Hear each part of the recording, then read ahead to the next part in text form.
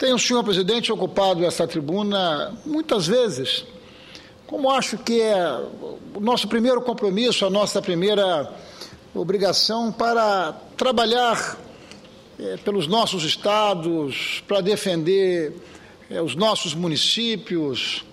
Isso faz parte de um compromisso fundamental de todos nós que chegamos aqui com esse compromisso. E tenho tido aqui no Senado um exercício muito frequente e permanente na defesa do meu Estado, do Estado do Espírito Santo. A certeza de que existe o todo, mas o todo é composto das partes. E as partes, elas representam o sentido que presidiu para que nós pudéssemos estar aqui. Mas a minha presença hoje na tribuna, senhor presidente, não é para defender o meu querido e glorioso Espírito Santo, a minha terra e a minha gente, os capixabas.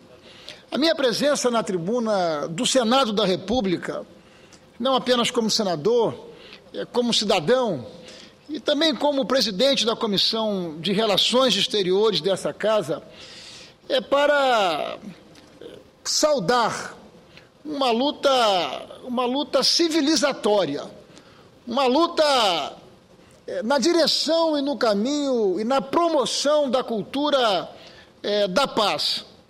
Eu me refiro, senhor presidente, senhoras e senhores senadores, à decisão da Assembleia Geral das Nações Unidas, decisão tomada na última terça-feira, uma decisão histórica, aplaudida por organizações de direitos humanos e de controle de armas no mundo inteiro. Senhor presidente, a ONU aprovou por maioria esmagadora de votos o primeiro tratado, pasmem, mas o primeiro tratado para regular o comércio internacional de armas convencionais. Isso inclui, evidentemente, desde armas leves de pequeno porte até mísseis, tanques, navios e assim por diante. O objetivo é dar mais transparência a um mercado poderoso. Poderoso, senhor presidente, e perigoso, estimado em mais de 70 bilhões de dólares por ano. Um mercado que não obedece hoje a qualquer tipo de regulação internacional. Para que possamos ter uma ideia do que isso significa, vale repetir aqui a expressão usada recentemente pelo coordenador do Instituto Sou da Paz, Daniel Mack. É mais fácil exportar mísseis do que vender mandioca no mercado internacional. O documento aprovado, senhor presidente, na ONU, por 154 votos a favor, 3 contrários e 23 abstenções, coloca o dedo direto na ferida ao proibir a venda de armas a países que possam usá-las em genocídios, crimes contra a humanidade, alvos civis, crime organizado e outras violações à Convenção de Genebra, a convenção que regula as leis de guerra desde 1949. Senhor presidente, a aprovação do Tratado de Comércio de Armas põe fim a 7 longos anos de negociação no âmbito das Nações Unidas. Também responde às pressões crescentes de entidades não governamentais e de parcela expressiva da opinião pública mundial que, desde a Primeira Guerra do Golfo, em 1991, vem cobrando de forma insistente dos governos a adoção de regime regulatório para o comércio de armas e munições. O Brasil, que desempenhou o papel de reconhecido protagonismo durante as negociações, se juntou à maioria que aprovou o tratado. Os Estados Unidos, maior exportador mundial de armas, comemorou a aprovação. Outros grandes exportadores, como China, entretanto, China, Índia, Rússia, se abstiveram dessa votação. Os votos contrários, poucos é verdade, mas vieram por motivos óbvios. Vieram da Coreia do Norte, do Irã e da Síria. 3 países envolvidos em sérios conflitos internacionais. Os 3 haviam impedido a aprovação da medida por aclamação na semana anterior. Foi por isso que a matéria acabou submetida a voto nesta terça-feira. E a diplomacia brasileira teve um papel importante, relevante, foi decisiva e protagonista na consolidação desse importante tratado, um tratado que tem a ver com a vida. Chega a ser assustador o fato de o comércio de armas letais convencionais não estar submetido a algum tipo de regulação internacional. Afinal, há muito tempo a comunidade internacional vem procurando avançar na construção de uma ordem mundial pautada por regras e limites que nos afastem da barbárie, ampliando o processo civilizatório da humanidade, promovendo a paz e a segurança, os direitos humanos e o desenvolvimento. Apesar de ainda convivermos com tantas regiões com a força bruta das guerras, dos conflitos e do terrorismo, a realidade é que temos progredido nessa desafiadora obra de ordenamento jurídico, político internacional, passando pelo direito humanitário, pelo direito da guerra, pela Declaração Universal dos Direitos Humanos, pela própria constituição de organismos internacionais como a ONU, até chegar aos regimes de não proliferação de armas de destruição em massa, as armas nucleares, químicas e biológicas. O certo é que os armamentos convencionais são responsáveis por centenas de milhares de mortes todos os anos.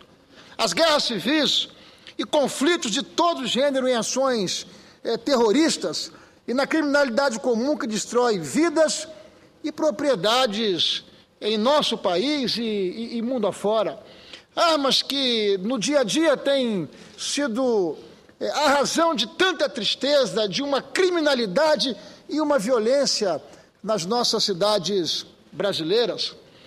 No núcleo, no centro da escalada da violência em nosso país está exatamente o tráfico de drogas, o tráfico de armas, criando um barril de pólvora nas relações dos seres humanos. Mesmo assim, foi necessária, imaginem, uma longa negociação para que o Tratado de Comércio de Armas fosse assim aprovado na ONU.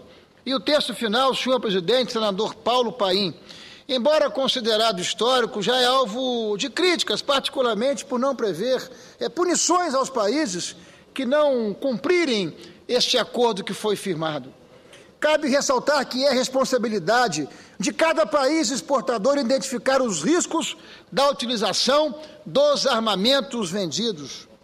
É também generalizada a preocupação com as dificuldades que os Estados Unidos da América deverão enfrentar no processo de autorização do Congresso para ratificar o tratado que ajudaram a aprovar. Afinal, é notória a influência, é conhecida a influência do lobby da arma naquele país, cuja Constituição assegura direito ao porte de arma a seus cidadãos, o que é objeto de grandes debates que dividem a sociedade norte-americana e tem sido alvo de preocupações, de manifestações e ações do grande presidente Barack Obama.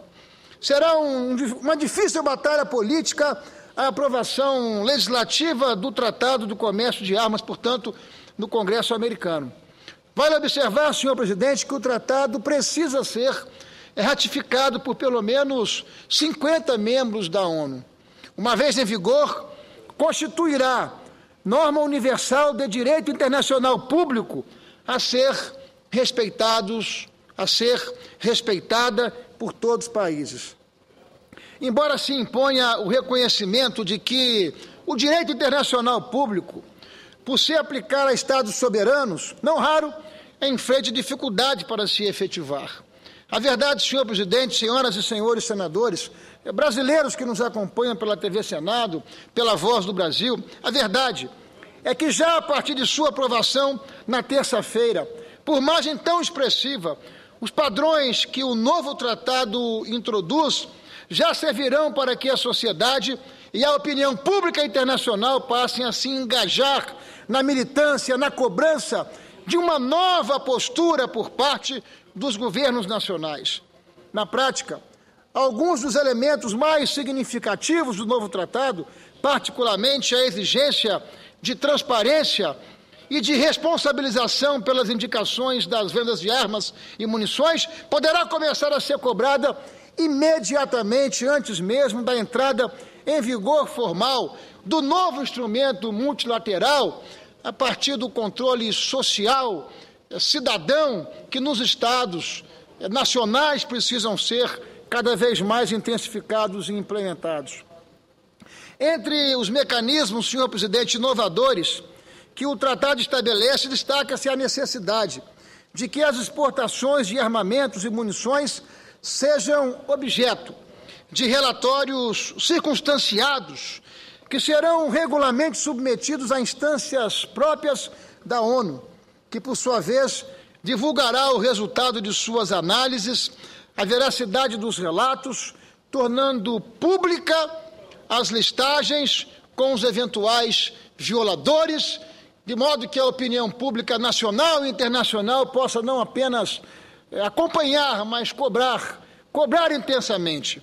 Governos e empresas serão responsáveis pelas informações prestadas, que terão caráter público e que ensejarão responsabilização direta caso se descumpra o mandamento de que produtores, vendedores possam determinar o destino exato e o uso final a ser dado aos produtos vendidos, assim limitando a possibilidade de que armas e munições caiam em poder de criminosos, terroristas e, de uma forma geral, bandidos. Para o Brasil, senhor presidente, senhoras e senhores senadores, que é assolado por crescente onda de violência que choca a sociedade, causando perdas, angústia, sofrimento em tantas famílias em nosso país, prejuízos, devastações, além de muito macular a nossa imagem no mundo afora, o tratado aprovado pela ONU essa semana, acho eu que deve ser saudado como um passo significativo. Evidentemente que um passo ainda que não tem a dimensão daquele que nós necessitamos, um passo importante, mas outros tantos passos terão que ser dados. Apesar de reconhecer como um fato importante, é verdade que também é uma decisão insuficiente. O tratado, enfim, senhor presidente, de comércio de armas, que abrange desde mísseis, tanques, aviões de combate, armamento, enfim, leve, tudo isso é um instrumento, esse tratado é um instrumento de elevado conteúdo civilizatório. É isso que nós precisamos considerar e consideramos e precisamos reverberar. Trata-se de uma oportunidade sem precedentes para afirmarmos nossa índole pacífica, nossas melhores tradições de país que prestigia o direito na construção de um mundo melhor. Senhor presidente, é nessa dimensão, é com essa convicção, que tendo a ONU aprovado este tratado, tendo a nossa missão diplomática e o nosso país sido protagonista desta consolidação, o Congresso Nacional, o Senado e a Câmara, o governo federal, o Poder Executivo, o Brasil precisa ser um dos primeiros países a consolidar, a ratificar esse tratado. Por isso, meu apelo, por isso faço aqui a minha manifestação ao Poder Executivo, a Sua Excelência, a Presidente Dilma, para que possa rapidamente enviar esse tratado ao Congresso Brasileiro e o Congresso Brasileiro, a partir, enfim, das suas casas, da Câmara e do Senado, possam ratificar esse tratado e, com essa ratificação, dar mais um decisivo e definitivo comprometimento na linha e na direção e no caminho da cultura da paz. É a manifestação, senhor presidente, que faço, saudando de maneira efusiva esse que considero um avanço importante que foi consolidado essa semana pela Organização das Nações Unidas. Muito obrigado, senhor presidente. Muito obrigado, senhoras e senhores senadores.